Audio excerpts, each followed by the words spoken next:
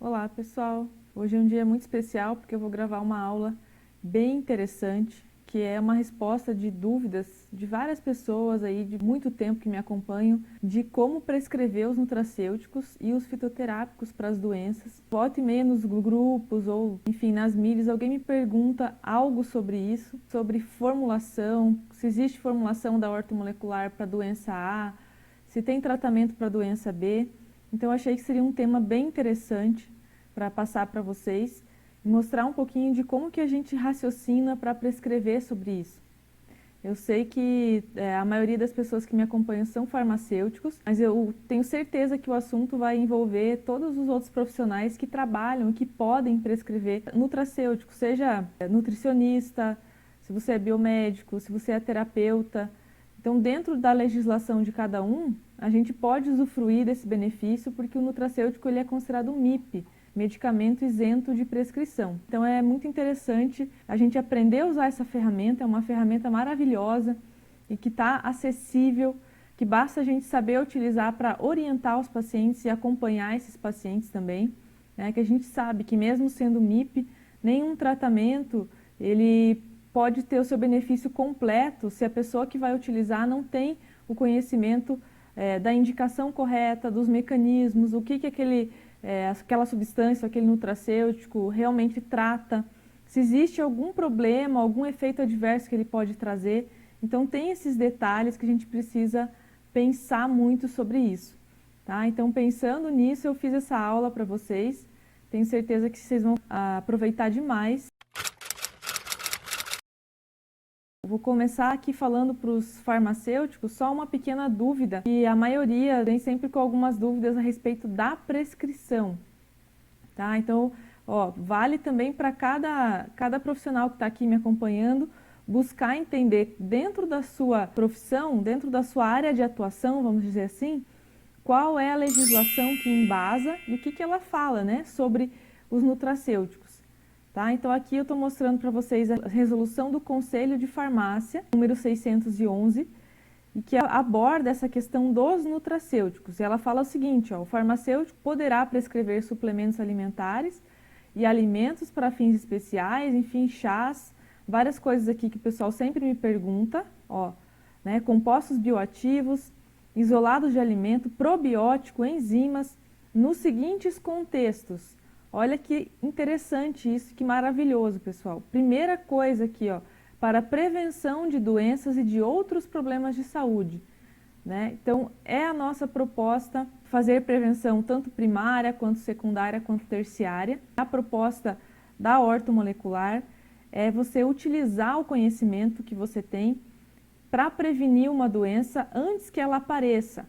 Também é um objetivo auxiliar nos tratamentos crônicos, né? Mas é muito interessante porque aborda aqui na legislação, tá? Tá falando isso aqui, ó. Em segundo lugar, para a recuperação da saúde, sempre que no processo de rastreamento houver identificação de riscos, tá? É outra dúvida que o pessoal sempre me pergunta. Ah, o que você acha, Vanessa? Você pode pedir exames laboratoriais, por exemplo, para verificar a saúde do paciente? Muitas vezes, mais de 10 vezes, pessoal, durante esse processo que eu tenho proposto a falar com vocês. Período aí de um ano que eu estou mais ativa aqui nos canais, nas mídias. Muitas pessoas sempre essa pergunta de preocupados assim com a questão de solicitar exames laboratoriais. Dentro dessa legislação, dessa portaria do Conselho, fala o que significa rastreio, tá? Tem o conceito de rastreio na legislação aqui. Então, é qualquer situação onde eu tente investigar a presença de algum distúrbio, de alguma coisa que está fora do normal, tá? Isso é rastreio. Então, a gente pode e deve, né, sempre que no processo de rastreio que a gente está fazendo, seja solicitando exames laboratoriais, seja utilizando o ato de aferir a pressão, seja no momento que eu estou pensando em medir a glicemia lá com o glicosímetro de um paciente, eu estou fazendo rastreio. E se eu perceber que existe uma anormalidade que cabe diagnóstico médico, que já existe uma doença instalada e o paciente não sabia, eu posso encaminhar ele para o médico, se ainda não foi diagnosticado. Porém, uma situação que é comum de acontecer é o paciente apresentar uma alteração que ainda não cabe diagnóstico, porque ainda não se enquadra no perfil de diagnóstico, mas que está ruim, que está fora do ideal, que está fora do ótimo para aquele exame, tá? Então a gente pode, para recuperação da saúde, prescrever os nutracêuticos, tá? Que mais? Na otimização do desempenho físico e mental associado ao exercício físico ou não. Então, se eu quiser prescrever como suplemento para alguém que é atleta, eu posso? Com certeza, tá destacado aqui. Pessoas que têm dificuldade com memória, não chegam a ter uma doença crônica diagnosticada, mas estão em fadiga, estão com problemas de concentração mental, que pode ser devido ao processo de estresse. Poderia entrar aqui dentro desse conceito? Com certeza. Pessoal, vão colocando as dúvidas de vocês aqui. Essa aula ela é gravada, mas eu vou olhar com calma cada pergunta para responder no final, ou então ainda fazer até um vídeo para responder as dúvidas de vocês, tá? A respeito dessa aula, porque é uma aula que vai trazer bastante informação. Eu estou procurando suprir aqui algumas dúvidas já que vocês colocaram antes de falar do assunto técnico mesmo, né, de a gente entrar. Eu estou colocando essa questão da legislação porque foi uma dúvida de vários alunos. Tá? Então não foi uma ou nem duas pessoas, foram muitas. E aí eu decidi que eu ia colocar essa introdução. Tá? Então é muito interessante a gente conhecer a legislação para a gente ter segurança. Por que eu falo isso, pessoal? Porque eu tenho percebido que alguns farmacêuticos, e também pode ser que tenha outro profissional que tenha essas questões de como utilizar esse conhecimento. Será que eu vou infringir alguma coisa ética? Será que eu vou ocupar o papel de um outro profissional? Né? Então, é para vocês terem segurança de fazer a prescrição, é para trazer segurança na atuação, que é outra dúvida que muitos farmacêuticos e outros terapeutas já me perguntaram, a questão ética. Então, eu sempre falo para você, dentro da tua profissão, conhecer a questão ética e respeitar, né? Vamos respeitar aquilo que a profissão preconiza. Então, se lá diz que eu tenho que prescrever medicamentos isentos de prescrição, eu não vou prescrever nenhum medicamento tarjado, nenhum fitoterápico tarjado, por exemplo, né? Que a gente tem lá uma legislação específica para falar de quais são os fitoterápicos que são tarjados, tá? Então, aí a gente vai respeitar isso. Dentro do que a gente pode muito. Estou aqui hoje para dizer isso para vocês, que 95%, 99% dos tratamentos da ortomolecular que funcionam para ajudar os pacientes em diversas, eu diria, em praticamente todas as doenças crônicas, são de livre prescrição, tá? E aí tem um ou outro tratamento, modulação hormonal com hormônios bioidênticos, por exemplo, só médico pode fazer, usar alguns fitoterápicos específicos, né? Então a gente respeita isso, e dentro do que a gente pode fazer muito pelo paciente. É isso que eu quero falar para vocês. Então, só para a gente terminar aqui essa parte da legislação, né, a gente pode utilizar ainda os nutracêuticos na complementação da farmacoterapia, como forma de potencializar os resultados clínicos de medicamentos, bem como prevenir ou reduzir as reações adversas a medicamentos. Tá? Então, eu sempre falo para vocês o tratamento complementar que a ortomolecular traz, que não é necessário eu retirar nenhum medicamento do paciente, que com a ajuda do tratamento complementar, muitas vezes ele vai sim poder baixar a dose ou até diminuir o número de medicamentos que ele utiliza, porque a gente vai regular o organismo dele, a gente vai trazer o equilíbrio, e aí ele vai poder então, muitas vezes, reduzir, mas não vou ser eu que vou chegar para ele e vou dizer, você vai parar o medicamento A ou B. Eu vou fazer o tratamento complementar e muitas vezes, junto com o médico dele, eles têm reduzido medicamentos para hipertensão, tem reduzido medicamento para colesterol muitas vezes, então tem feito uma complementação, um equilíbrio, e é isso que a legislação compreendeu e deixou claro aqui para a gente, que a gente pode complementar a farmacoterapia. E além disso, na manutenção ou melhora da qualidade de vida. Olha aqui, manutenção ou melhora da qualidade de vida. Tá? Então, esses são os pontos importantes dessa legislação do Conselho. Dentro disso aqui a gente faz tudo, simplesmente tudo que está listado aqui, trabalhando com a ortomolecular. Tá? A gente se utiliza então desse conhecimento maravilhoso, dessa ferramenta maravilhosa. Então, para você, que eu sei que a maioria que me perguntou sobre legislação é farmacêutico, fora essa legislação aqui, a gente ainda tem a legislação, a RDC 585 e a 586, que falam sobre a prescrição farmacêutica e sobre as atribuições clínicas do farmacêutico. E eu posso garantir para vocês que a ortomolecular se encaixa perfeitamente dentro dessas legislações. Para a nutrição, também estudei já um pouquinho, dentro da nutrição se encaixa perfeitamente também o uso dos nutracêuticos, do tratamento ortomolecular, da biomedicina, dentro da área de estética, eu sei que se encaixa muito. E cada um, pessoal, se você é fisioterapeuta, se você é de uma outra área, você vai poder utilizar essa ferramenta dentro da tua área, eu tenho certeza, né? Porque os nutracêuticos ainda são MIPs, medicamentos isentos de prescrição médica. Então, você precisa conhecer só a tua legislação para você utilizar de forma segura e você aproveitar para ajudar demais o teu paciente. Podemos prescrever para doenças crônicas, ainda continuando a legislação, né? Então, ele fala, ó, define o que é prescrição farmacêutica, eu já mencionei isso antes, e o que é rastreio, tá? Então, rastreamento em saúde, né? Identificação das doenças aqui ó, através de exames e outros procedimentos que possam ser realizados rapidamente, tá? Só para tirar a dúvida de quem me perguntou, se exames não é só o médico, né, que vai fazer. Sim, diagnóstico de doença crônica o médico vai fazer. Se eu pegar alguém em doença crônica não diagnosticada, algum caso grave, está configurando clinicamente como doença, eu vou fazer o encaminhamento, tá? Mas não quer dizer que eu não possa fazer o rastreio, tá? Eu não vou fazer diagnóstico e não vou fazer tratamento com medicamentos tarjados para esse paciente, eu vou fazer o encaminhamento. O que eu vou fazer por ele é o tratamento complementar, farmacológico e não farmacológico, dentro do que a gente pode, dos nutracêuticos, enfim, de todo o processo, tá? A parte do médico, o médico vai fazer por ele. Existem nutracêuticos que tratam doenças crônicas? Então, para responder isso, a gente precisa conhecer as causas bioquímicas das doenças, né? Por que eu coloco isso para vocês? Eu vou falar sobre a pergunta certa e sobre a pergunta errada, tá? A gente veio acostumado, talvez até um mau costume assim da área da alopatia, né? Que existe lá o diagnóstico, então o paciente é diagnosticado pelo médico, e aí a gente vai perguntar então, mediante a esse diagnóstico, qual é o medicamento que eu vou utilizar? Né? Qual o medicamento que eu vou utilizar para esse paciente? Olha, tem a doença, ele é hipertenso, ele foi diagnosticado com diabetes. O que eu vou utilizar para ele? Né? Aí ele já está diagnosticado, então eu vou lá e vou...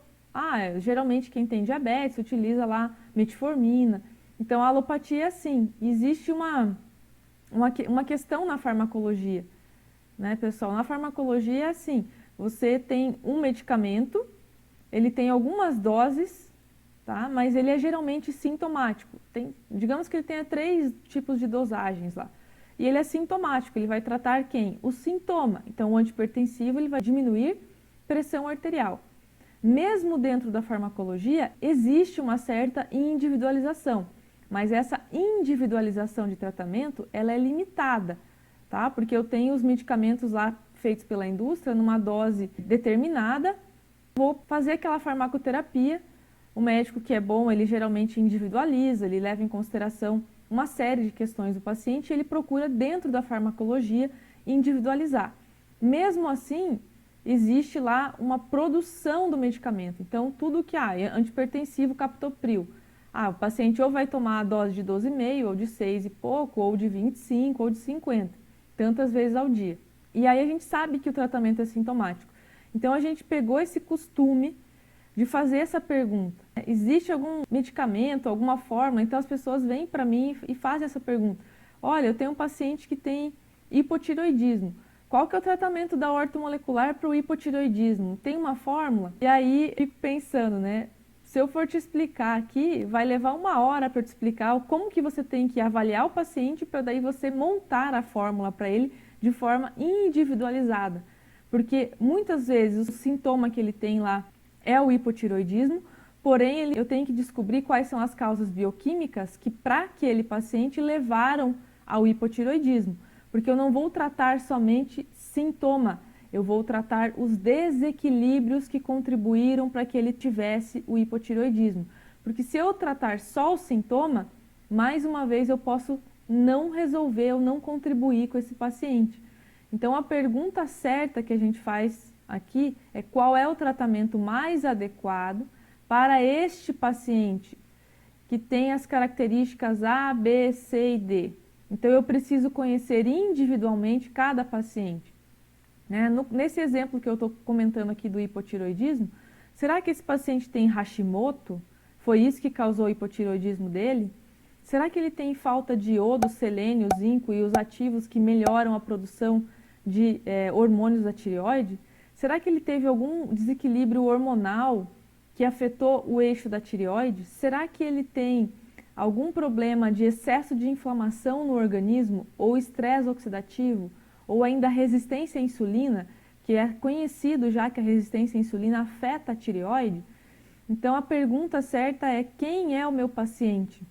Quais são as individualidades do meu paciente? Quais são os gatilhos para que ele tenha a doença em questão? Quais são os distúrbios bioquímicos que estão presentes? Quando o sistema A desregulado influencia no sistema B? No caso do hipotireoidismo tem uma influência, no caso de diversas doenças, tem uma influência direta intestinal de alergias alimentares, pode ter disbiose e coisas também alimentares que levam à resistência à insulina e que afetam o funcionamento da tireoide. Tá? Então, a pergunta certa não é qual é a fórmula, a pergunta certa é quem é o teu paciente. Porque aí, sabendo quem é o teu paciente, você vai descobrir quais são os problemas que ele tem e você vai montar a fórmula certa para ele. Ah, mas não existem ativos que eu já sei que vão beneficiar a todos, que vão melhorar o funcionamento da tireoide de todos? Sim, provavelmente vai ter alguns ativos que você vai usar para todo paciente que tem hipotireoidismo. Então você vai usar aqueles ativos mais os ativos que vão desinflamar, que vão antioxidar, que vão tirar a resistência à insulina, que vão melhorar a desbiose. Qual vai ser a dose que você vai usar? Qual é o grau de desbiose? Qual é o grau de deficiência nutricional desse paciente? Você precisa verificar isso, tá? Então, prescrever sem fazer esse tipo de verificação é uma adivinhação, tá? Você pode até contribuir de alguma forma com esse paciente, porque de repente ele estava precisando daqueles ativos básicos, mas você tem limitações de você realmente descobrir qual foi o benefício, tá? E a gente precisa ter parâmetros, a gente precisa ter indicadores para a gente descobrir qual foi o benefício que o meu tratamento trouxe para o paciente. Ah, claro, se ele tem um sintoma e o sintoma dele reduziu ou desapareceu, isso é um indicador, com certeza. Mas se eu tiver um exame que estava muito ruim, eu estava fora do ótimo, por exemplo, a gente sempre conversa sobre o hipotireoidismo, que o TSH deve ficar no máximo em 2. Mas até 4 e pouco, depende do exame, do método analítico que tiver em jogo, até 4 e pouco é considerado normal. Então, se o paciente chegar com TSH de 3, ninguém vai dizer que ele tem hipotireoidismo e vai tratar ele. Mas eu vou pensar o seguinte: não está 100% essa tireoide, ela está com algum processo de agressão. Daqui a pouco esse paciente vai ter hipotireoidismo clínico, ou seja, vai começar a apresentar os sintomas e os sinais do hipotireoidismo e também vai ter uma variação no exame laboratorial dele que configura hipotireoidismo. Aí nesse momento ele vai ter um diagnóstico médico e provavelmente vão prescrever T4 para ele tomar. E eu poderia ter evitado isso, eu poderia ter melhorado, ter procurado os gatilhos, as causas desse mau funcionamento da tireoide antes de ter essa necessidade. É por isso que eu falo para vocês que a gente pode fazer muito pelo paciente. Um exemplo que eu dei aqui, eu falei do hipotireoidismo, mas um exemplo que eu coloquei no slide, a artrose. A artrose ela pode ter uma relação muito grande com disbiose intestinal e hiperpermeabilidade, tá? Que aí tem envolvido alergias alimentares que provocaram essa hiperpermeabilidade.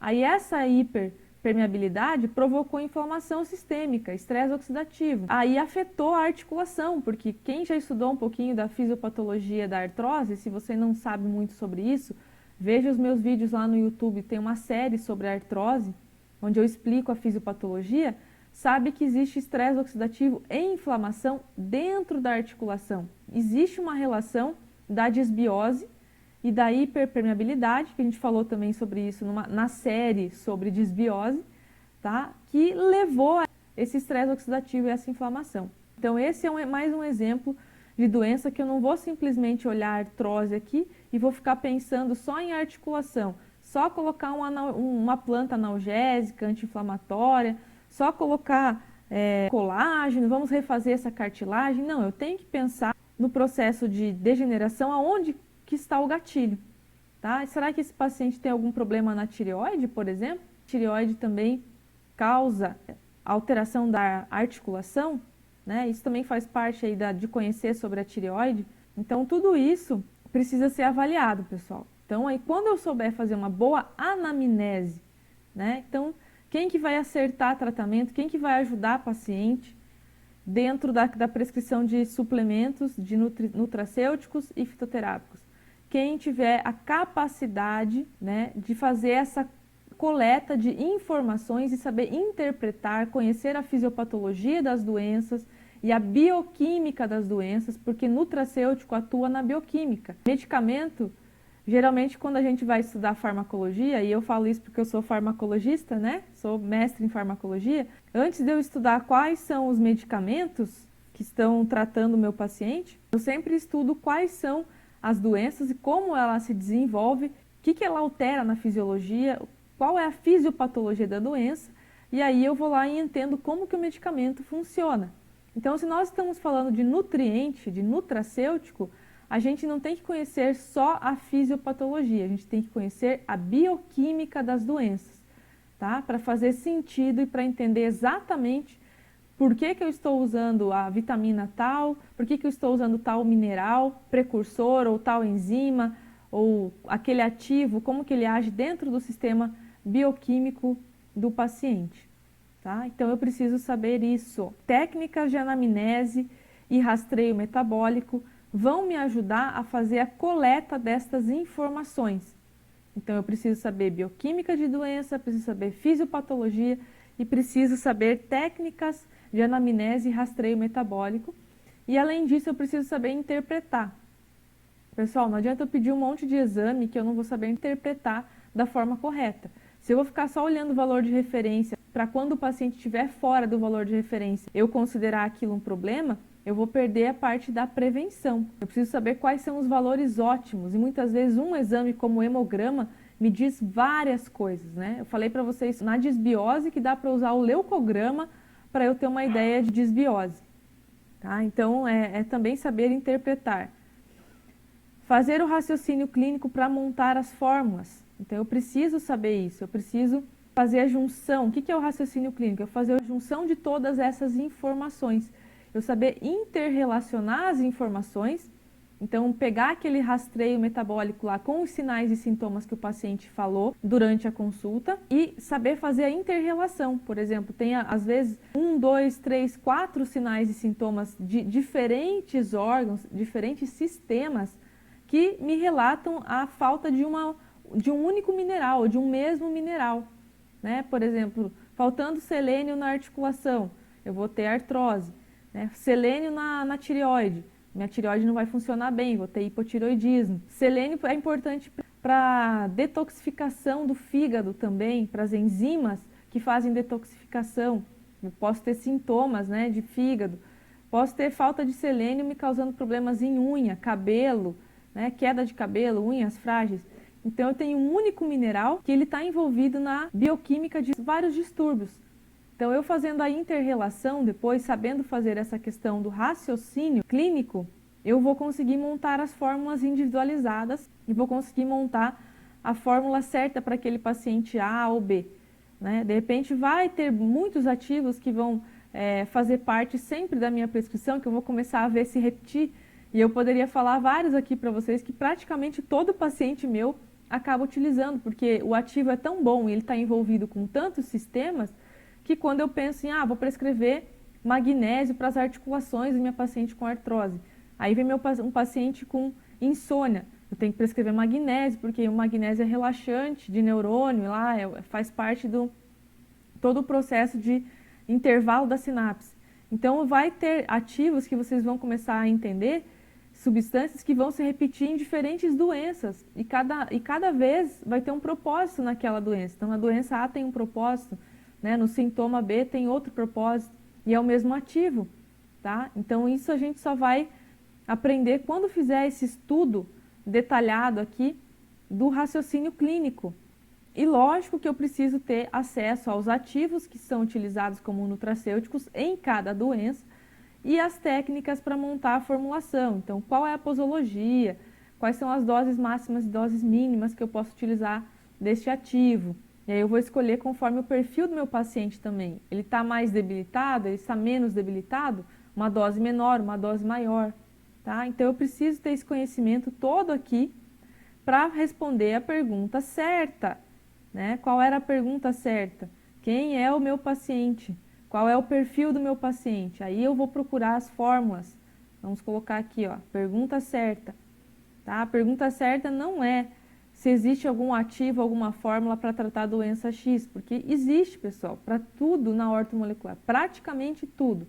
Tá? Só que eu não vou conseguir ter uma assertividade muito boa se eu não souber responder a pergunta certa, que é quem é o meu paciente, tá? E aí aqui eu estou colocando para vocês os 7 pilares, então, da conservação da saúde, que a ortomolecular coloca. Agora já tem vezes que tem 10, tá? Tem 10 pilares, mas esses aqui são os principais. Então, todas as doenças, então para eu responder a pergunta certa, eu tenho que entender quais são as causas bioquímicas de todas as doenças crônicas, por exemplo. Essas 3 coisas que estão destacadas aqui estão presentes em maior ou menor grau em todas as doenças crônicas. Tá? Então, o estresse oxidativo está em todas. O processo inflamatório crônico está em todas, em menor ou maior grau. Glicação, algumas doenças têm a glicação como gatilho. Tá? E aí eu posso, através desse gatilho, chamar o estresse oxidativo, chamar a inflamação. Vocês vão ver que é difícil eu ter uma coisa só. Por exemplo, estresse oxidativo provoca inflamação sistêmica. Inflamação sistêmica provoca estresse oxidativo. Glicação provoca as duas coisas. Tá? Então, se eu tenho resistência à insulina, um paciente lá com resistência à insulina, ele tem, além da glicação, estresse oxidativo e processo inflamatório crônico para ser observado e tratado. Outro pilar aqui que a gente usa, a ortomolecular e os nutracêuticos, desintoxicação. Tá? Então não adianta, né, tem muitos exemplos que eu falo, né, não adianta eu pegar uma pessoa que tem uma série de toxinas, seja as incrustações fecais, que eu já falei em diversos vídeos, né, no da disbiose eu falo sobre isso, no detox, né, tem uma aula só sobre detox intestinal, a gente fala muito sobre isso. Então o paciente está ali com o intestino todo contaminado ou com uma lentidão do funcionamento do fígado por sobrecarga. Então a gente precisa retirar as toxinas, algumas vezes metais tóxicos presentes no organismo, tá? Então a gente precisa fazer um pensamento sobre isso também e promover a desintoxicação do paciente. Outra questão que a gente sempre olha é o balanceamento hormonal, a gente sempre analisa isso. Será que o cortisol está elevado? Sinal de estresse, né? Fase 2 de estresse. Será que esse cortisol está muito baixo? Significa que o meu paciente já passou da fase 2 do estresse. Então, tudo isso analisado. Nutrigenética e nutrigenômica é uma coisa que a gente estuda muito também na ortomolecular, o impacto dos nutrientes na expressão gênica. Então, a gente já sabe que tem alguns nutrientes que ativam genes e outros que inibem genes. Por exemplo, né? Acho que esse vocês já sabem, que o chá verde tem lá um componente, epigalocatequina, que inibe, suprime alguns genes de câncer, de alguns tipos de câncer. Então eu posso colocar para o meu paciente consumir essas substâncias, porque eu sei por estudos que elas têm esse efeito. E eu também tenho que analisar o paciente, a sua predisposição genética, para receber os alimentos. Então, por isso que eu falo para vocês sobre alergias alimentares, né? Sempre falo sobre isso, e intolerâncias, que são duas coisas diferentes, tá? Alergias e intolerâncias, a gente falou um pouquinho quando falou de disbiose. Então, esses são os pilares: desintoxicar, avaliar a causa aqui, o estresse oxidativo, a glicação e a inflamação, que que são as causas de todas as doenças crônicas, tá? Muitas vezes, se eu desinflamar um paciente, melhora todo o perfil hormonal dele. Se tirar o estresse oxidativo, melhora a ligação dos agonistas com os receptores. Nem precisaria fazer tratamento hormonal, tá, pessoal? Às vezes você pega uma pessoa jovem com a testosterona baixa ou com sinais de que a testosterona parece que não está funcionando. Você vai fazer o exame, ela tem testosterona considerada normal, mas os sintomas dela parece que não está funcionando aquilo. Então, às vezes é um problema na ligação da testosterona com o receptor, receptores que estão lá todos alterados por presença de estresse oxidativo, de inflamação, problema no fígado, né? Sobrecarga no fígado, gordura, né, no fígado, gordura visceral. Então, uma questão de você melhorar isso, você já melhora todo o balanceamento hormonal, nem precisa repor hormônio, tá? Então, é uma questão de a gente ter conhecimento sobre isso, para que a gente utilize os nutracêuticos e fitoterápicos como uma ferramenta excelente. Então, agora eu vou passar um exemplo para vocês de um caso meu, para mostrar assim como a gente faz a investigação do começo ao fim, e falando para vocês essas etapas, para que vocês entendam como eu chego na prescrição, tá? Então vamos lá, esse paciente aqui, eu chamei aqui de paciente XX, né, do sexo feminino, 24 anos, pesando 68 quilos, altura 1,61 m, IMC 26,23, ou seja, sobrepeso, né? Não fumante, praticando exercícios diários, e a paciente relatou que mesmo praticando exercícios diários, ela não consegue emagrecer, tá? Queixa principal aqui, tá vendo, ó? Sobrepeso com o objetivo de emagrecer, anemias recorrentes, tá? Vaginites recorrentes e constipação intestinal. Isso foi o que ela relatou como queixa. Então, a queixa principal, né, pessoal, para quem todos os profissionais aqui têm conhecimento de anamnese, conhecimento básico, a gente geralmente tem uma queixa principal, ou no caso aqui ela tinha essas queixas, onde ela tinha preocupação. Então eu quero resolver este problema, tá? Aí após esse detalhamento da queixa, nem detalhei aqui, mas só coloquei para vocês de forma resumida, tá, pessoal? Estou colocando aqui para ficar mais ágil a nossa aula. E aí no rastreio eu coloquei só o que ela assinalou. Então o rastreio a gente tem diversos sinais e sintomas em relação a todos os órgãos, que a gente vai perguntando se o paciente tem. Então, depois que o paciente falou detalhadamente sobre as suas queixas e tudo mais, a gente faz como se fosse um checklist de sinais e sintomas, tá? Aí, já tinha, no rastreio, tinha intestino preso, ela já tinha comentado. Aí, ela relatou que ela tem digestão lenta, aí aqui já me deu um indicativo da questão intestinal dela. Anemia, tinha lá no rastreio, ela marcou. Queda de cabelo, unhas frágeis, tá? Inchaço, tensão pré-menstrual, alteração do fluxo menstrual, ansiedade, irritabilidade, diminuição de memória e aumento dos microvasos. Então, tudo isso ela me relatou no rastreio. Veja que não era a queixa principal dela, mas que dentro de um contexto de analisar o organismo dela, vai me ajudar a detectar quais são os problemas que ela tem, né? O que pode estar faltando de nutriente para que ela tenha essas queixas. E ainda, obviamente, eu fiz a solicitação dos exames laboratoriais para ela, tá? E aí a gente pode complementar um pouquinho o rastreio. Então, a solicitação de exames ajuda muito. Aqui, coloquei os exames destacando aqui para vocês como que estava. Veja que essa paciente é uma paciente que eu acompanhei por um período longo de tempo, mais de um ano, tá? Aqui está o primeiro exame que ela me apresentou de hemograma. Então, realmente, ela estava com anemia, já veio diagnosticada para mim, ela já relatou para mim, eu tenho anemia, tá? Já tinha sido diagnosticado isso. Então, aqui, ó, num segundo momento, vocês vejam que conforme a gente foi fazendo o tratamento dela, ela foi melhorando, e ao final do tratamento aqui, ela já não estava mais com os índices dentro de anemia, tá? Então, só utilizando o tratamento que eu passei para ela, já vou mostrar para vocês. Veio também com eosinófilos altos, a gente sabe que o ideal é até 1%, o que indica uma questão alimentar aqui, né? Geralmente, quando você não tem uma infecção aguda, quando você não tem nada que justifique um leucograma alterado, a gente tem o pensamento de algum grau de disbiose, tá? Já expliquei isso na aula de disbiose. Aqui estava o ferro, então o ferro estava numa quantidade considerada normal, né, dentro do... Eu sempre peço para ver a questão de se é falta de ferro, né, quando a pessoa vem com diagnóstico de anemia. A ferritina, inclusive, estava alta, assim, sempre alta, que são os depósitos, né, a gente considera para ver depósito de ferro. Então não era muito bem o ferro o problema dela, né. Vitamina B12 dela está em vermelhinho, porque a gente considera o ideal na ortomolecular, aí, pelos estudos, acima de 500, tá, então estava um pouquinho abaixo.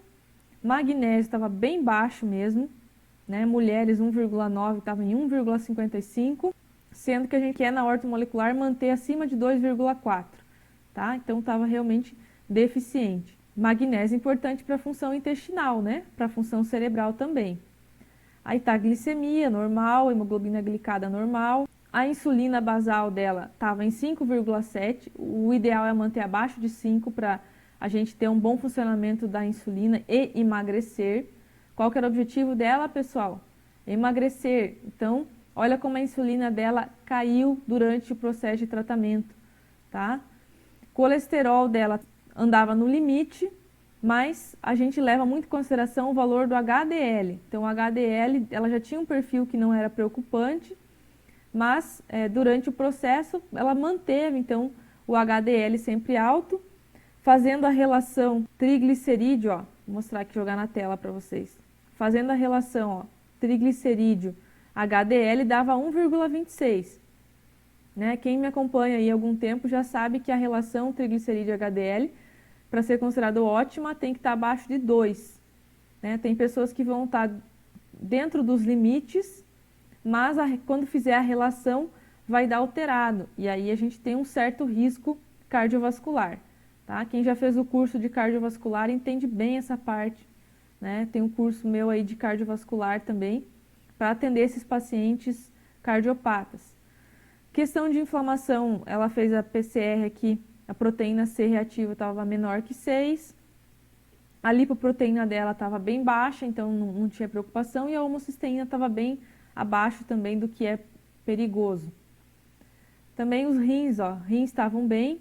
E o TGO e TGP a gente está sempre cuidando, tá? Porque quando a gente passa fitoterápico, a gente tem que estar sempre prestando atenção no sistema renal, fígado e rim. Né? No começo aqui a gente não fez exame de fígado, tá? Para a gente poder saber o antes e o depois. Tá? Mas acredito que não estava bem por conta da má digestão, que ela tinha essa queixa, e também do sobrepeso. Gama GT estava tudo bem. T3, T4 aqui estava normal, tudo certo com a tireoide. Aí o cortisol, a gente pescou um probleminha aqui, né? Vocês estão observando que o cortisol dela era bem alto, né, pessoal? Qual que é o ideal? Aqui está o valor de referência. Qual que é o ideal da gente manter cortisol para ser ótimo? Entre 10 e 18. Então aqui a gente achou um problema, tá? O cortisol dela estava elevado, eu diria assim, conversando com ela, não foi a queixa principal dela. Se vocês pegarem assim, a queixa principal dela, ela não falou sobre estresse para mim, né? Só que conforme eu fui acompanhando, existia um grau de estresse que ela vinha tendo por causa do trabalho, né? Ela estava, inclusive, pensando em mudar de emprego, porque ela não estava se sentindo realizada naquele trabalho e era um fator de estresse para ela. E realmente o cortisol elevado assim provoca retenção de líquido, né, provoca uma série de problemas, depósito de gordura, né, que poderia vir a comprometer o sistema dela e gerar uma doença crônica, né, caso não fosse feita alguma coisa. Então vocês podem ver que ele veio diminuindo com o passar do tempo, tá, do tratamento. E a vitamina D não estava ideal, a gente considera acima de 50, entre 50 e 100. Tá? Melhor manter entre 60 e 80, então não estava ideal também. É uma pena que ficou pequeno aqui para vocês enxergarem, né? Tomara que vocês enxerguem. Esse foi o tratamento que eu passei para ela inicialmente. Lembra que a queixa dela era imunidade, porque ela tinha candidíases, vaginites de repetição, não era só por cândida, era por Gardnerella também, tá? Então a gente teve que começar a pensar na imunidade. Então, como que eu faço para montar as fórmulas aqui, né? Eu vou pegar as queixas principais, vou partir de algum lugar. Então, como ela tinha... Eu sempre começo pelo trato gastrointestinal, porque ali é o meu rastreio, começa por ali. Então, ela tinha algumas queixas em relação à constipação, também tinha queixas em relação à digestão lenta, então a gente começou por aí, tá? Então, coloquei aqui para ela os lactobacilos e coloquei a pancreatina. E a betaína cloridrato para tomar depois da alimentação, tá? Então, quem não viu ainda a aula de hipocloridria aí no YouTube, veja que vocês vão entender por que dessa betaína. E é importantíssimo, a gente teve alguns indícios ali, né, pessoal, de que ela não tem uma boa absorção. A primeira questão que apareceu ali foi o baixo magnésio, a vitamina B12 também abaixo de 500. Então, quando você tem minerais que estão abaixo, você tem que ligar o alerta para a questão do estômago, para a produção de ácido e para a digestão em estômago. A maioria dos minerais, eles precisam que você tenha um pH ácido para absorver. Tá? Quer me mostrar alguém com anemia ferropriva, com vitamina B12 baixa, eu pego um perfil de magnésio baixo, depois eu olho o cálcio está no limite mínimo, eu já sei que essa pessoa tem um problema no estômago, tá? E que precisa ser corrigido para que ela possa absorver e aproveitar as fórmulas. Né? Até mesmo as fórmulas dos nutracêuticos que eu estou passando aqui, como que vai ser a absorção disso num trato gastrointestinal ruim? Tá? Então ali começamos por aí. Tá? E depois aqui a gente pegou a parte de imunidade. Então, cada um desses itens que eu coloquei aqui, eu sabia exatamente o que ele ia fazer dentro da questão imunológica e inflamação, tá? Tratando inflamação crônica. Não prescreva nada de nutracêutico se você não sabe para que serve, tá, pessoal? Eu vejo o pessoal pegando fórmula pronta de livro, fórmula pronta de apostila, de cursinho que faz. Se você não souber para que serve, não prescreva. Não faz sentido. Né? Vamos respeitar o paciente. Quando a gente prescrever alguma coisa, a gente saber exatamente a utilidade daquilo para poder avaliar quando eu posso retirar, quando eu posso diminuir aquele item, tá? Então é assim que a gente faz, a gente tem que estudar. Entendeu? Então não dá para você sair prescrevendo só fazendo copiar, colar, sem o mínimo de consideração pelo paciente.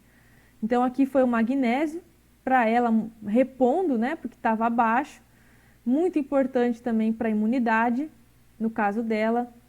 Aqui os anti-inflamatórios e a questão que eu queria otimizar a insulina dela, para que ela pudesse emagrecer.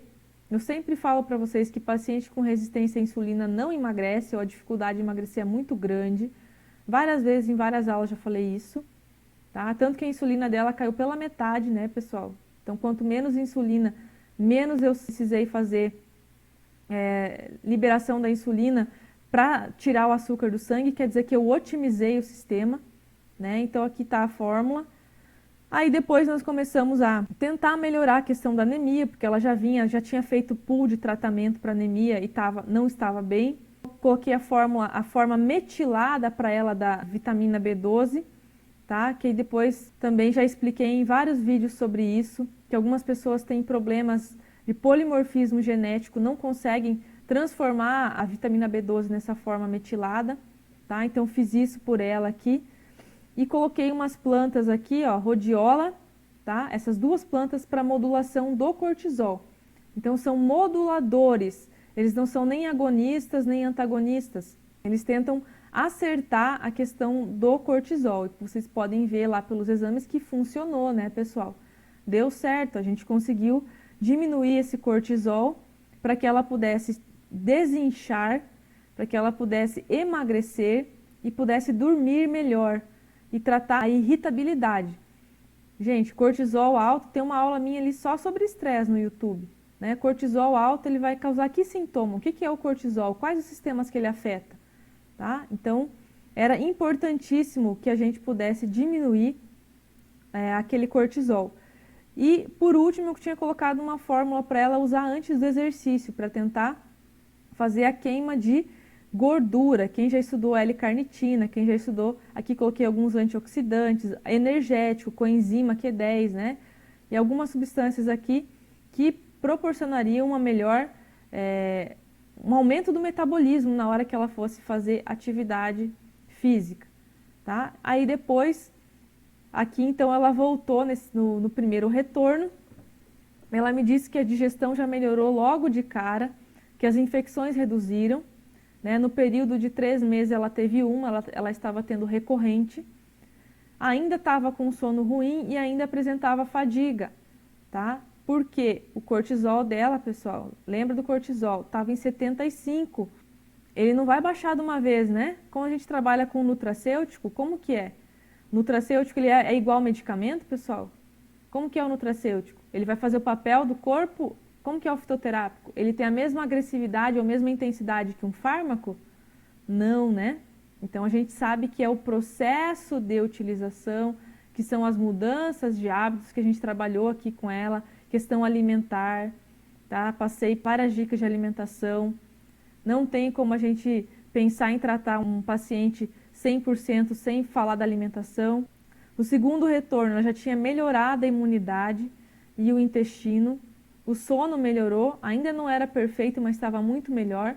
Começou a perda de peso. Olha, para destravar o organismo dela por causa daquele cortisol, demorou mais de 3 meses, tá? E é uma questão que vocês têm que trabalhar, é a persistência com o uso dos nutracêuticos, porque é um processo de equilíbrio, não é do dia para a noite. Por isso que o retorno dos meus pacientes é entre 2 a 3 meses. Sono melhorou, começou a perder peso, ainda achava que estava com metabolismo lento e já não apresentava mais anemia nos exames. Tá? Terceiro retorno, tudo que eu vou colocando em vermelho são as queixas dela que foram melhorando. Tá? Sono melhorou, já tinha emagrecido 4 quilos nos 2 últimos meses, desinchou bastante, tá? O intestino estava bom e a imunidade, ela tinha de vez em quando alguma oscilação ainda. Quarto retorno, pessoal, estava trocando de emprego, tirou o gatilho do estresse, né?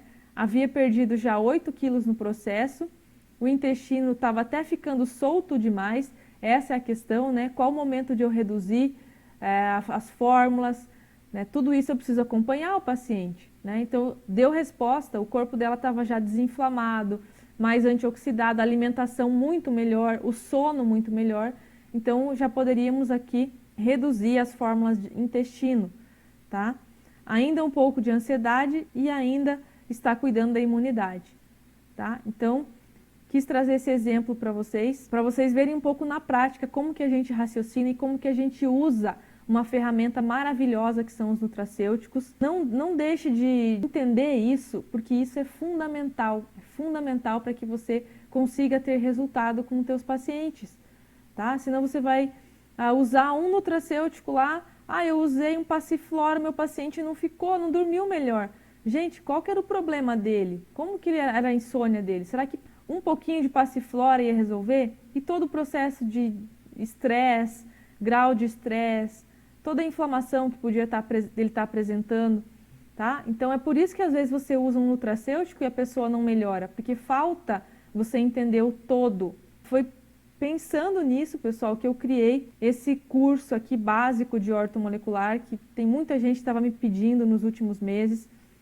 As pessoas que me seguem, algum de vocês aí assistindo talvez estivesse esperando, né? Então eu montei esse curso e agora eu vou explicar em detalhes como que são os módulos do curso para quem tem interesse. Se você gostou do jeito de atuar da ortomolecular, se você entendeu a diferença que você pode fazer, né? E eu sempre digo, qual o problema que você resolve do teu paciente, porque eu só vou procurar um profissional que possa me ajudar em algum ponto que outro profissional ainda não esteja me ajudando. Se é para tomar medicamento, eu já tenho o meu médico A, o meu médico B, que estão fazendo o seu melhor por mim, mas que eu ainda não estou bem. Tem muito paciente que não está bem com o tratamento medicamentoso e tem muito paciente que está naquela lacuna entre a saúde e a doença, não tem nenhuma doença a ser diagnosticada, mas não está bem. Tanto que ele vai no médico e fala, doutor, faz uns exames para ver porque eu não estou bem. Aí faz os exames e está dentro da normalidade. Olha, não apareceu nada nos seus exames. E aí faz o que com esse paciente? Você vai ajudar esse paciente a não ter doença, a melhorar a sua saúde, utilizando os nutracêuticos. E aí, por isso, você vai poder cobrar um valor desse paciente e ele ainda vai achar barato, muitas vezes, o valor que você cobra. Porque você resolveu um problema que ninguém resolvia. Tá? Então, essa é a importância de vocês aprenderem esse raciocínio que eu mostrei aqui, nesse exemplo do caso clínico. tá? E isso eu faço muito aqui nesse curso. Eu criei esse curso com este raciocínio que eu expliquei a aula inteira. Estão vendo aqui, falando sobre estresse oxidativo, como tratar a inflamação, a glicação. Então agora eu vou falar sobre isso em detalhes, pessoal, para que vocês possam analisar e entender se querem realmente mudar a sua vida e a vida do seu paciente. Você quer ter um consultório onde você faça algo a mais pelo paciente, ele enxergue o teu valor, e se você quer realmente ter pacientes que tenham resultado, que fiquem bem, ok? Então fiquem aí com a explicação do curso e vamos tirando as dúvidas de vocês com o passar aí da aula. Tá? Vão colocando as dúvidas. Olá pessoal, professora Vanessa. Hoje estou fazendo esse vídeo aqui bem informal, porque é para vocês do WhatsApp. Para você que faz parte aí do grupo, que tem me acompanhado de perto. Tá todo mundo curioso, várias pessoas perguntando sobre o curso, o preço, querem saber detalhes do que a gente vai abordar. Eu vou falar um pouquinho para vocês o que a gente vai ver então no curso. Vou falar sobre os módulos de forma bem resumida. Espero que você consiga perceber a importância e o benefício de cada módulo. A gente vai detalhar mais durante a semana cada módulo, mas é importante que você já veja o que ele vai abordar como um todo. Vocês estão vendo aqui todos os módulos que a gente vai abordar. São 7 módulos, mais fora a introdução aqui. Fora os bônus que eu vou falar no final. O primeiro módulo, que é a introdução à ortomolecular, uma forma de atuação, como que você vai atuar dentro da ortomolecular, qual o problema que você resolve, de forma que você se encaixe, que o paciente enxergue você como o único profissional que acompanha ele que faz este serviço. Eu sempre friso isso para vocês, para que vocês possam fazer parte do todo. Então o médico tem o seu papel, o físio tem o seu papel. Eu quero mostrar isso para vocês dentro do módulo da introdução. Como que é a visão da ortomolecular, fazendo um paralelo com a visão do médico ou da medicina alopata, né, que é aquela que a gente está sempre acostumado a ver. E eu vou discutir muito com vocês sobre a pergunta certa e a pergunta errada, tá? E qual que é a pergunta errada que todo mundo me faz? Qual a fórmula para tratar tal doença? Para tratar a doença A ou a doença B? Prof, me passa uma fórmula aí para eu tratar artrose. Me diz quais são os ativos que tratam fibromialgia. Me passa uma fórmula. Então, pessoal, essa é a pergunta errada e eu vou mostrar para vocês qual é a pergunta certa. Por isso que muitas vezes eu passo alguma coisa, mas eu falo para vocês que de repente pode não resolver, porque qual que é a forma de pensar? A forma de pensar é a minha resposta depende do perfil do paciente, depende dos desequilíbrios que ele tem, depende do que está alterado, porque existe a influência de vários órgãos para você responder essa pergunta. Então, quando alguém que é ortomolecular me pergunta qual é uma fórmula, o que você usa para fibromialgia, é uma coisa. Quando uma pessoa que é da alopatia me pergunta, eu já fico pensando, meu Deus, eu vou ter que explicar durante 1 hora para ela o porquê de cada ativo e o que ela tem que olhar e que aquilo não é especificamente uma fórmula pronta que funciona para todos. Entende, pessoal? Entende essa diferença? E vocês sabem que vocês mesmos me perguntam, às vezes no grupo, colocam às vezes algum caso resumido e tal, o que você acha, o que você pode ajudar, a ortomolecular resolve tal problema? Então, assim, eu vou deixar claro para vocês que todas as doenças crônicas, a ortomolecular pode contribuir de alguma forma. Em algumas mais, em outras menos. Uma eu vou ter mais resultado, em outras eu vou ter menos, mas sempre eu vou poder ajudar o paciente. Entende? Porque é tratar a base das doenças. Então, nesse módulo e durante o curso todo, nós vamos falar disso. Tá? Vamos falar dos pilares da ortomolecular. Então, quais são os pilares, os fundamentos que eu utilizo para avaliar um paciente que vai me dar a resposta certa. Então, qual era a pergunta errada? Qual a fórmula? Qual o ativo? Porque não é assim que a medicina convencional trabalha, faz um diagnóstico e fica lá perguntando, tá, mas qual que é o princípio ativo para tratar isso? Então, na ortomolecular, a pergunta certa é, primeiro, qual é o perfil do paciente? Quais são os órgãos que estão afetados, contribuindo para fazer essa doença? Tá? Então, a gente precisa urgentemente compreender isso, porque senão a gente não vai ajudar o paciente. A gente vai fazer com que esse paciente fique parcialmente ajudado, ou seja, talvez eu não consiga ajudar 100%, algum benefício ele tenha, mas pode ser que eu não consiga ajudar alguém e ainda ficar desacreditado, tá? Porque a ortomolecular a gente foca no todo, tá? Então é isso que a gente vai ver na introdução. Então, deixando isso claro, vocês entendendo como é que é a formatação da cabeça de um ortomolecular, como que a gente raciocina, Aí a gente vai falar dos pilares. Os 3 principais pilares para tratar todas as doenças são estresse oxidativo, olha aqui os módulos, ó, estresse oxidativo, inflamação e glicação. Então esses são os 3 defeitos ou desequilíbrios bioquímicos que acometem todas as doenças. Tá? Ou o paciente tem estresse oxidativo ou inflamação, gerando a doença naquele órgão, naquele sistema, ou ele tem glicação mais estresse oxidativo, ou ele tem as 3 coisas.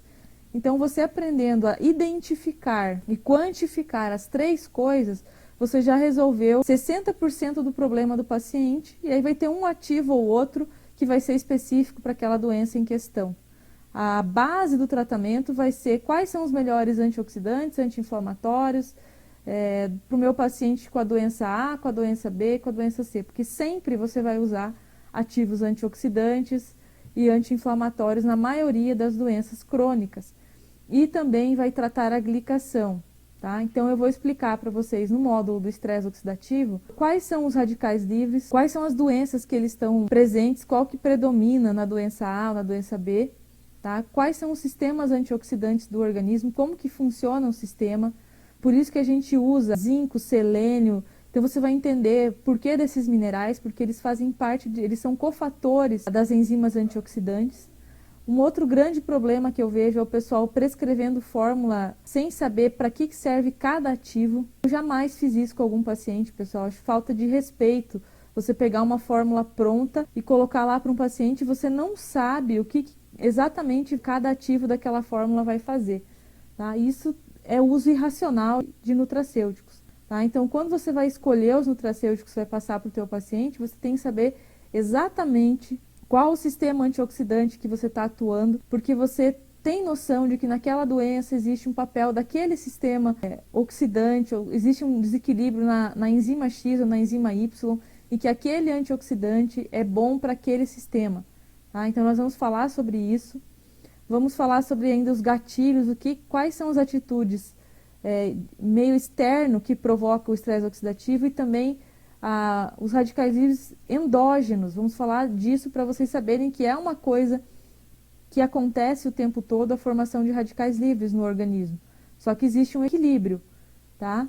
E aí a gente vai aprender como avaliar o estresse oxidativo nesse módulo e como tratar o estresse oxidativo. Então, durante o módulo, esses 3 módulos iniciais que são as bases, eu sempre vou dando exemplos de doenças específicas, onde acontecem as coisas, sempre vou exemplificando para vocês irem ligando os pontos, né? Ligando o estresse oxidativo à doença A, à doença B. E aí a gente vai ver no final, então, as fórmulas, os tipos de formulação, primeira linha antioxidante, segunda linha antioxidante, quando que eu uso, o protocolo básico do estresse oxidativo, deixei de exemplo aqui para vocês, que é o raciocínio que a gente faz. Então não é só passar um antioxidante. Olha que tem um protocolo de raciocínio, distinguir na patologia do paciente quais são os radicais livres envolvidos, que eu vou explicar isso para vocês. Segundo, avaliar o grau do estresse oxidativo, vou mostrar como que avalia. Avaliar o estado nutricional do paciente, aferir o grau de estresse adrenal, avaliar a desintoxicação hepática, confirmar presença ou não de hiperpermeabilidade intestinal e daí determinar as fontes dos radicais livres. Tudo isso eu vou pensar para cada paciente que eu atender, dependendo da doença que ele tiver. Tá? Aqui está um exemplo de fórmula antioxidante de primeira linha. No final da aula vocês vão saber exatamente o porquê que cada um desses ativos está na fórmula. Segundo módulo, pessoal, inflamação crônica sistêmica. Está presente em todas as doenças crônicas, todas, em maior ou menor grau, tá? Então a gente vai ter que avaliar a predisposição do paciente, quais são os disparadores que ele apresenta e os mediadores. E para cada um desses mediadores, por exemplo, PCR, outro marcador que a gente chama também de marcador de inflamação, né? Esses mediadores, fibrinogênio. Então, para cada um desses mediadores, eu vou falar para vocês se existe um exame laboratorial para você pedir, quando que você tem que pedir, o que ele avalia, como interpretar o exame e aí no final como tratar, que tem distúrbios que já existe um tratamento específico.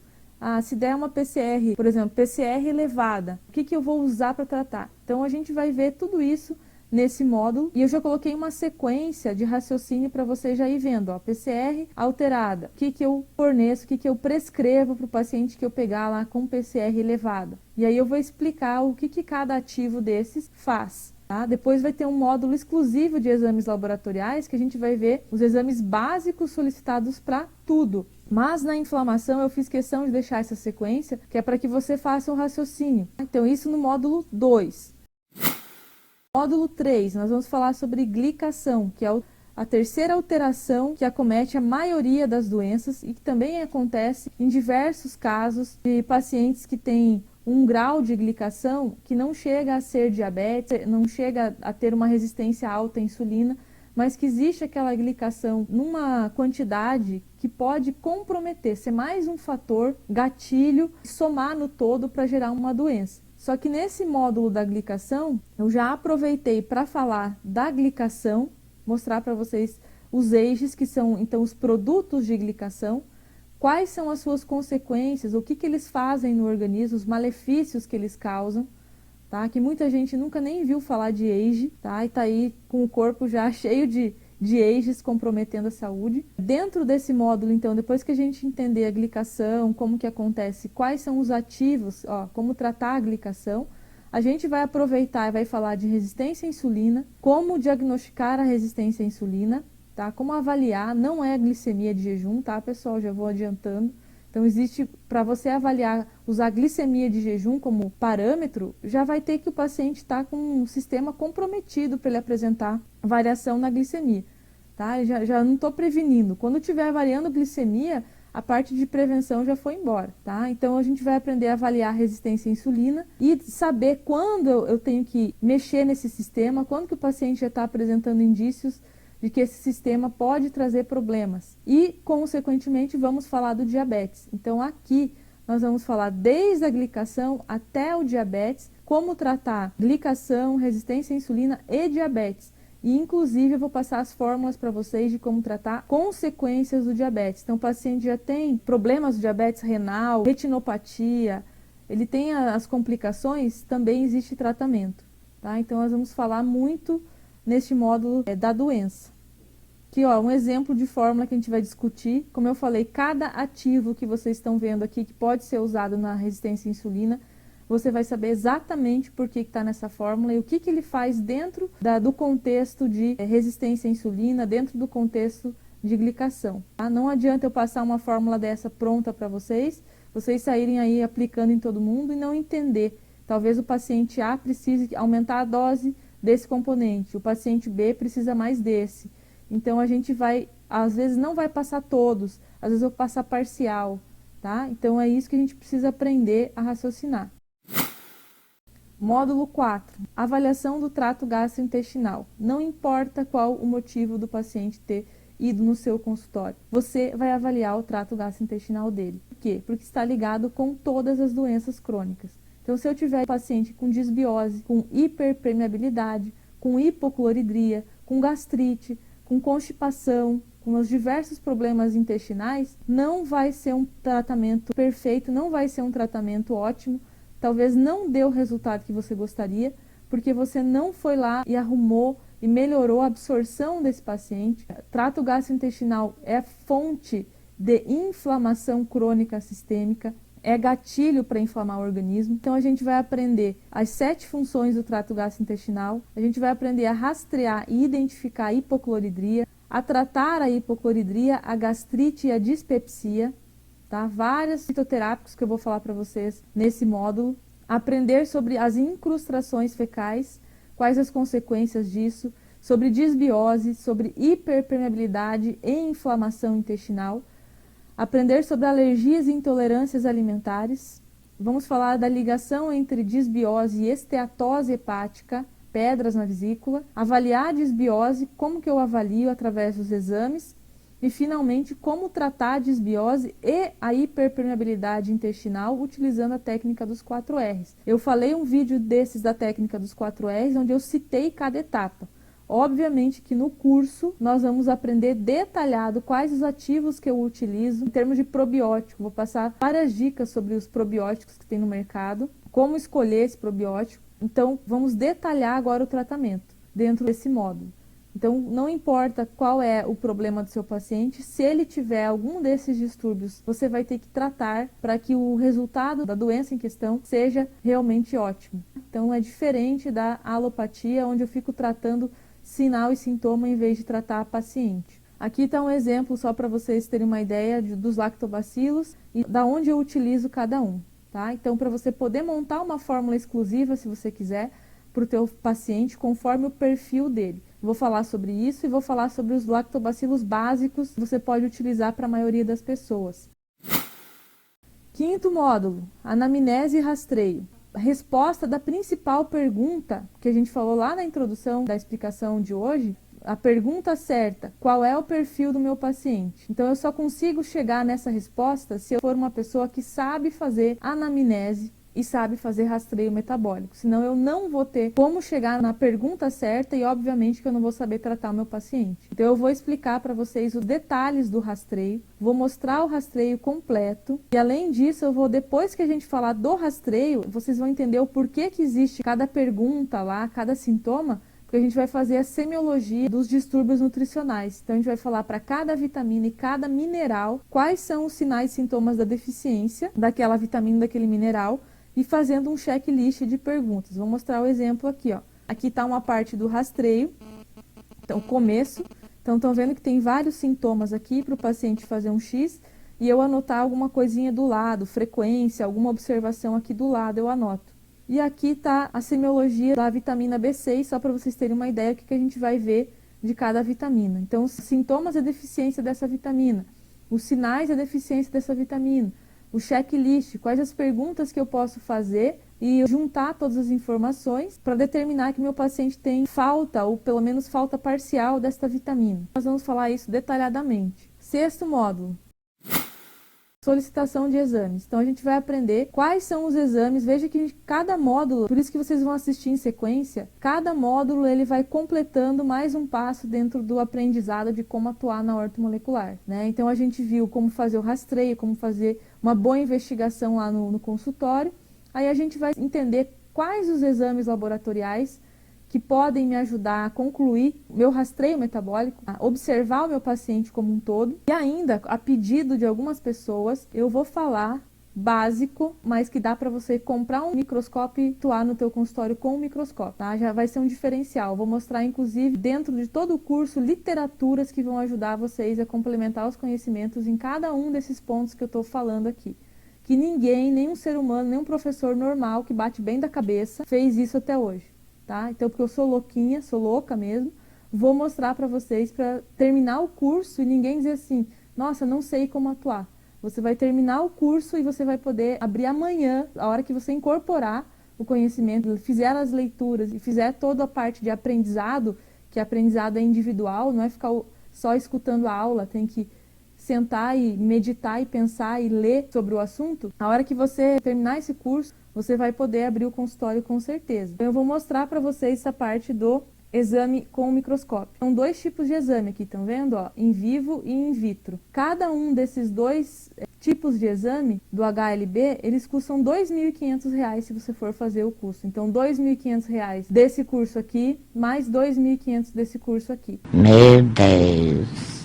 Tá tão barato o meu curso que dá vontade de chorar, de pensar que eu tô tão legal assim, porque é promoção mesmo para vocês que estão me acompanhando aí desde sempre, tá? Então esses exames eu vou falar o básico para vocês, que é o que a gente acaba usando no dia a dia, algumas informações básicas que vão complementar. Por exemplo, o HLB in vitro eu uso para avaliar estresse oxidativo.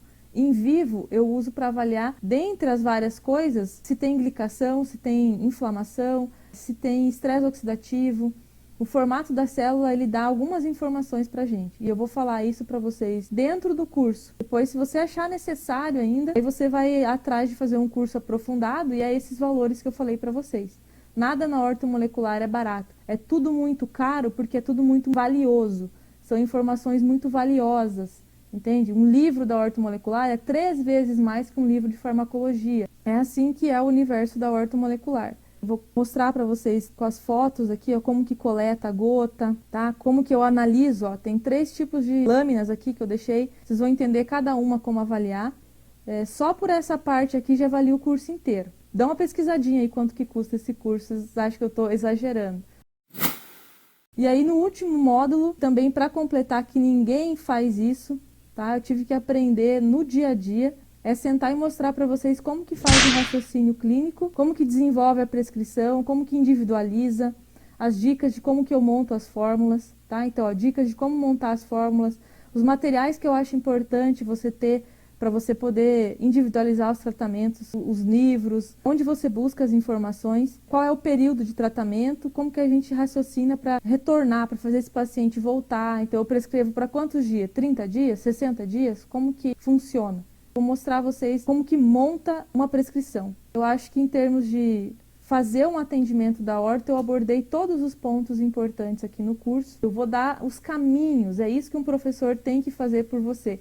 Tem que te mostrar os caminhos e te dar as dicas para você não ficar sofrendo tanto para chegar naquela conclusão. Acho que esse curso é fundamental para qualquer pessoa que quer começar a trabalhar com orto ou quer complementar. E aí, para fechar, ainda vou dar uns bônus para vocês, que são bem interessantes. Bônus sobre esse último aqui é exclusivo desse curso, como funcionam as consultas, que seria a rotina do consultório.